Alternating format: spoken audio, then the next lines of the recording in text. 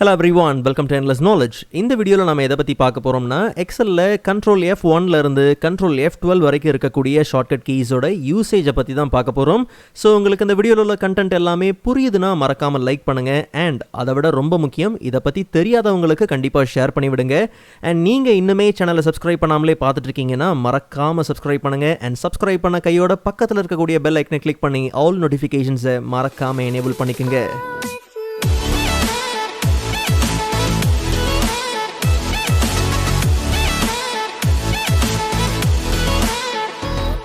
Alright, so first of all, Ctrl F1 shortcut key use பண்ணி menu ribbon கம்ப்ளீட்டா நீங்க collapse பண்ணிக்கலாம் and மறுபடியும் நீங்க expand பண்றதுக்கு Ctrl F1 shortcut key நீங்க யூஸ் பண்ணலாம். so நீங்க work பண்ற ஷீட்ல in case உங்களுக்கு ஸ்பேஸ் அதிகமா தேவைப்படுதுங்கற பட்சத்துல Ctrl F1 கொடுத்து நீங்க அதை collapse பண்ணிக்கலாம். and மறுபடியும் நீங்க ரீஸ்டோர் பண்றதுக்கு Ctrl F1 in case உங்களுக்கு shortcut key யூஸ் பண்ண விருப்பம் இல்லங்கற பட்சத்துல menu ribbon ஓட எண்ட்லயே பாத்தீங்கன்னா நார்மலா நீங்க அதை கொலாப்ஸ் பண்றதுக்கான ஆப்ஷன் உண்டு and மறுபடியும் நீங்க ஏதாவது ஒரு டேபை ஜஸ்ட் நீங்க கிளிக் பண்ணி and நீங்க பின் பண்ணிக்கலாம் இல்ல டபுள் கிளிக் பண்ணி ஏதாவது ஒரு டேபை டபுள் கிளிக் பண்ணாலும் கொலாப்ஸ் ஆயிரும். மறுபடியும் நீங்க டபுள் கிளிக் பண்ணும்போது அதை எக்ஸ்பேண்ட் பண்ணி பின் பண்ணவும் செய்யலாம். அடுத்ததா இருக்கக்கூடிய ஷார்ட்கட் பார்த்தோம்னா Ctrl F2. ஸோ இந்த ஷார்ட்கட் கீயை யூஸ் பண்ணி பிரிண்ட் செட்டிங்ஸை நீங்கள் ஆக்சஸ் பண்ணிக்கலாம். ஸோ Ctrl P நம்ம மோஸ்ட்டாக யூஸ் பண்ணுவோம் and ஈவன் Ctrl F2 கொடுத்து பிரிண்டோட செட்டிங்ஸை ஈஸியாக நீங்கள் ஆக்சஸ் பண்ணிக்க முடியும். ஸோ நெக்ஸ்ட் இருக்கக்கூடிய ஷார்ட்கட் கீ பார்த்தோம்னா Ctrl F3 name manager dialog box பார்த்தீங்கன்னா ஓப்பன் ஆகும். ஸோ நம்ம யூஸ் பண்ணுற ஷீட்டில் நேம் ரேஞ்சஸ்லாம் கிரியேட் பண்ணியிருக்கோன்ற பட்சத்தில் இப்போ இந்த மல்டிபிள் செல்ஸ் நான் செலக்ட் பண்ணுறேன். செலக்ட் பண்ணிவிட்டு நேம் பாக்ஸில் போயிட்டு இது எல்லாமே ஐட்டம்ஸ் அப்படிங்கிற நேம் கொடுத்து என்டர் கொடுத்து நம்ம என்ன பண்ணலாம், ஒரு நேம் ரேஞ்சை கிரியேட் பண்ணிக்கலாம். ஸோ இப்படி நம்ம கிரியேட் பண்ணுற நேம் ரேஞ்சஸை நீங்கள் ரீமாடிஃபை பண்ணுறதுக்கு அந்த மாதிரி விஷயங்களுக்கு பார்த்தீங்கன்னா நேம் மேனேஜர் உண்டு. ஸோ ஃபார்முலாஸ் டேபில் நேம் மேனேஜருக்குள்ளே போய் பார்த்தோம்னா நாம கிரியேட் பண்ண நேம் ரேஞ்சஸ் எல்லாம் உண்டு. ஸோ இன்கேஸ் நீங்கள் ஒரு நியூ ரேஞ்சை கிரியேட் பண்ணுறதா இருந்தாலும் சரி இல்லை எடிட் பண்ணாலும் சரி ஏற்கனவே இருக்கக்கூடிய நேம் ரேஞ்சை இல்லை டெலிட் பண்ணாலும் சரி தாராளமாக நீங்கள் என்ன பண்ணலாம், அந்த மாதிரியான மாடிஃபிகேஷன் விஷயங்கள் எல்லாத்தையும் நீங்கள் நேம் மேனேஜர் மூலிமா செய்ய முடியும். ஸோ இனிமேல் உங்களுக்கு டிஃபைன்டு நேம்ஸை பற்றி நிறைய விஷயங்கள் தெரியணும்னா அதுக்கு ஏற்கனவே ஒரு வீடியோ அப்லோட் பண்ணியிருக்கேன். அந்த வீடியோக்கான லிங்க் நான் டிஸ்கிரிப்ஷனில் கொடுக்குறேன், கண்டிப்பாக நீங்கள் செக் பண்ணி பாருங்கள். ஓகே, ஸோ அடுத்த ஷார்ட்கட் கீ பார்த்தோம்னா Ctrl F4 கொடுத்து உங்களுடைய கரண்ட் ஒர்க் புக்கை நீங்கள் க்ளோஸ் பண்ணிக்கலாம். ஸோ நார்மலாக நம்ம யூஸ் பண்ணுற ஷார்ட்கட் கீ பார்த்தோம்னா Alt F4 யூஸ் பண்ணுவோம், இல்லைனா டேரெக்டாக மேலே இருக்கக்கூடிய க்ளோஸ் ஆப்ஷனை யூஸ் பண்ணி கம்ப்ளீட்டாக க்ளோஸ் பண்ணுவோம். பட் நீங்கள் Ctrl F4ம் தாராளமாக நீங்கள் என்ன பண்ணலாம், யூஸ் பண்ணிக்கலாம். ஸோ நெக்ஸ்ட் ஒன் பார்த்தோம்னா Ctrl F5. ஸோ மேக்ஸிமைஸில் இருக்கக்கூடிய இந்த மாதிரி எக்ஸல் விண்டோவை நீங்கள் Ctrl F5 கொடுத்து நீங்கள் ரீஸ்டோர் பண்ணிக்கலாம். பட் இதில் என்ன விஷயம்னா மறுபடியும் நீங்கள் Ctrl F5 கொடுக்கும் போது அது மேக்ஸிமைஸ் ஆகாது. ஸோ அதனால் Ctrl F5க்கு பதிலாக நீங்கள் Ctrl F10 யூஸ் பண்ணலாம். காரணம் என்னென்னா Ctrl F10 மேக்ஸிமைஸ் பண்ணும் அண்ட் அதே சமயத்தில் பார்த்தீங்கன்னா ரீஸ்டோர் பண்ணும். ஸோ அதனால் நமக்கு ரெண்டு வேலையும் பார்த்தீங்கன்னா ஒரே ஷார்ட்கட் கீழே முடிஞ்சிடும். ஸோ அடுத்து நமக்கு ரொம்ப யூஸ்ஃபுல்லாக இருக்கக்கூடிய ஒரு ஷார்ட்கட் கீ பார்த்தோம்னா Ctrl F6. ஸோ நம்ம multiple Excel workbooks open பண்ணியிருக்கோம் அப்படிங்கிற பட்சத்தில் இப்போ நம்ம இருக்கிறது பார்த்தோம்னா VLOOKUP வித் மல்டிபிள் க்ரைட்டீரியா அந்த ஒர்க் புக்கில் இருக்கும். ஸோ மல்டிபிள் ஒர்க் புக் ஓப்பனில் இருக்குது, அதெல்லாம் நீங்கள் சைக்கிள் பண்ணி ஒன்றுக்கு ஒன்று மாற்றணும் அப்படிங்கிற பட்சத்தில் ஒவ்வொரு ஒர்க் புக் விண்டோவுக்கு நீங்கள் சேஞ்ச் ஆகணும் அப்படிங்கிற பட்சத்தில் Ctrl F6 நீங்கள் என்ன பண்ணலாம், யூஸ் பண்ணலாம். ஸோ இப்போ ஓப்பனில் இருக்கிறது பார்த்தீங்கன்னா சார்ட் பை ஃபங்க்ஷனுக்கான அந்த ஒர்க் புக் ஓப்பனில் இருக்குது அண்ட் மறுபடியும் Ctrl F6 X match. So மோஸ்ட்டாக வந்து நம்ம விண்டோஸ் சேஞ்ச் பண்ணுறதுக்கு பார்த்தோம்னா Alt Tab யூஸ் பண்ணுவோம். ஸோ இந்த மாதிரி Alt Tabs பார்த்தீங்கன்னா யூஸ் பண்ணுவோம்.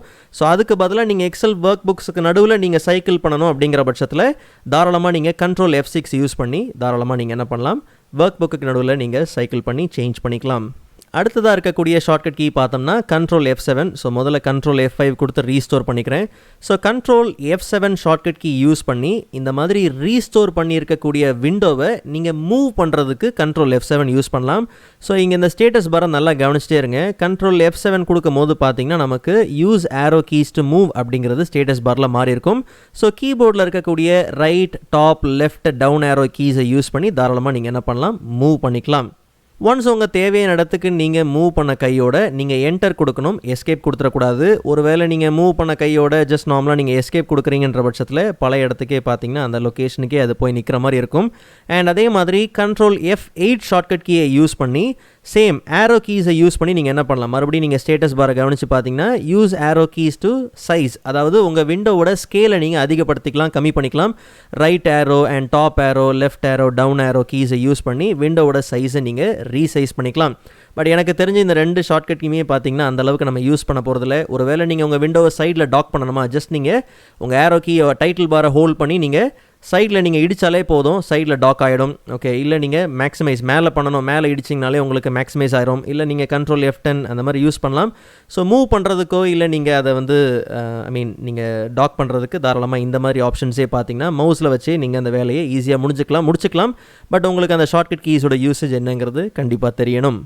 ஸோ நெக்ஸ்ட் ஷார்ட்கட் கீ பார்த்தோம்னா Ctrl F9. So Ctrl F9 shortcut key use பண்ணி நீங்கள் யூஸ் பண்ணுற எக்ஸல் விண்டோவை நீங்கள் மினிமைஸ் பண்ண முடியும்.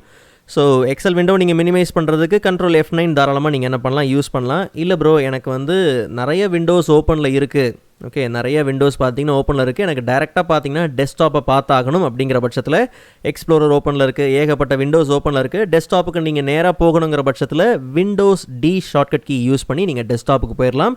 இன்கேஸ் எல்லாத்தையுமே நீங்கள் மினிமைஸ் பண்ணணுங்கிற பட்சத்தில் அண்ட் மறுபடியும் நீங்கள் விண்டோஸ் D கொடுக்கும் போது சேம் விண்டோஸே பார்த்தீங்கன்னா ரீஸ்டோர் ஆகிறது உண்டு. இன்கேஸ் நீங்கள் எதை ஃபோக்கஸ் பண்ணுறீங்களோ அதை தாராளமாக மினிமைஸ் அண்ட் ரீஸ்டோர் பண்ணுறதுக்கு நீங்கள் ஷார்ட்கட் கீஸை மாற்றி யூஸ் பண்ணிக்கலாம். அண்ட் Ctrl F9 யூஸ் பண்ணி நான் ஏற்கனவே சொன்ன மாதிரி குறிப்பிட்ட எக்ஸல் விண்டோஸை நீங்கள் மினிமைஸ் பண்ணிக்கலாம். அடுத்ததாக இருக்கக்கூடிய ஷார்ட்கட் கீ பார்த்தோம்னா Ctrl F11 யூஸ் பண்ணி ஒரு 4.0 மேக்ரோ ஷீட்டை நீங்கள் என்ன பண்ணலாம், கிரியேட் பண்ணிக்கலாம். ஸோ நார்மலாக நம்ம இந்த ப்ளஸ் ஐக்கன் கிளிக் பண்ணும்போது பார்த்தீங்கன்னா ஷீட் 1, ஷீட் 2, ஷீட் 3 ஓப்பன் ஆகும். பட் நீங்கள் Ctrl F11 கொடுக்கும் போது பார்த்தீங்கன்னா மேக்ரோ 1, மேக்ரோ 2, மேக்ரோ 3 அப்படிங்கிற ஷீட்ஸ் பார்த்தீங்கன்னா ஓப்பன் ஆகும். ஸோ இது எல்லாமே எக்ஸலில் இருக்கக்கூடிய 4.0 மேக்ரோ ஷீட்ஸ். இதுக்கு அட்வான்ஸாக தான் இப்போ நம்ம என்ன யூஸ் பண்ணுறோம்னா Alt F11 கொடுத்தா VBA எடிட்டர் பார்த்தீங்கன்னா ஓப்பன் ஆகும். ஸோ நீங்கள் இந்த எனக்கு தெரிஞ்சு இதை மோஸ்ட்டாக யூஸ் பண்ண போகிறது கிடையாது.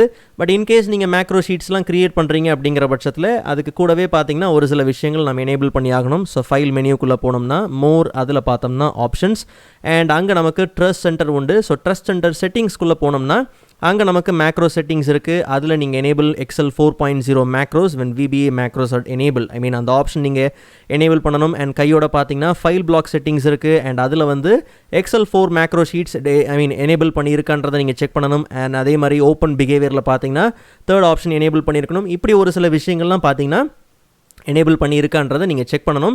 ஸோ உங்களுக்கு இன்னும் ஆக்சுவலாக மோஸ்ட்டாக யூஸ் பண்ண போகிறது கிடையாது. இப்போ நம்ம எல்லாருமே பார்த்தீங்கன்னா VBA தான் யூஸ் பண்ணுறோம். பட் என்னென்னு உங்களுக்கு தெரியணும்னா அதுக்கான அஃபிஷியல் சைட் லிங்க்கை நான் டிஸ்கிரிப்ஷனில் கொடுத்துருக்கிறேன், மைக்ரோசாஃப்டோட சைட் லிங்க்கை. நீங்கள் இன்கேஸ் உங்களுக்கு அதை பற்றி தெரியணுங்கிற பட்சத்தில் தாராளமாக நீங்கள் அந்த லிங்க்கை கிளிக் பண்ணி அது என்னங்கிறத நீங்கள் செக் பண்ணி பாருங்கள். அண்ட் கடைசியாக இருக்கக்கூடிய ஷார்ட்கட் கீ பார்த்தோம்னா Ctrl F12. So Ctrl F12 use பண்ணி ஓப்பன் டயலாக் பாக்ஸ் பார்த்தீங்கன்னா எடுத்துக்கலாம். ஸோ நீங்கள் எல்லா எக்ஸல் ஃபைல்ஸையும் பார்த்தீங்கன்னா நம்ம ஏற்கனவே ஸ்டோர் பண்ணியிருக்கிற எல்லா விதமான எக்ஸல் ஃபைல்ஸையும் நீங்கள் இங்கேருந்து ஓப்பன் பண்ணிக்க முடியும். ஸோ அது என்ன மாதிரியான எக்ஸல் ஃபைலாக இருந்தாலும் சரி. All right. ஸோ நீங்கள் இன்னும் தெரிஞ்சிக்க வேண்டிய நிறைய ஷார்ட்கட் கீஸ் எக்ஸலில் இருக்குது. ஸோ அந்த வீடியோஸ்க்கான லிங்க் நான் டிஸ்கிரிப்ஷனில் கொடுக்குறேன், கண்டிப்பாக நீங்கள் செக் பண்ணி பாருங்கள். ஸோ நெக்ஸ்ட் வீடியோவில் அதை விட இன்ட்ரெஸ்டிங்கான டாப்பிக்கை பார்க்கலாம். அதுவரை காத்திருங்கள்.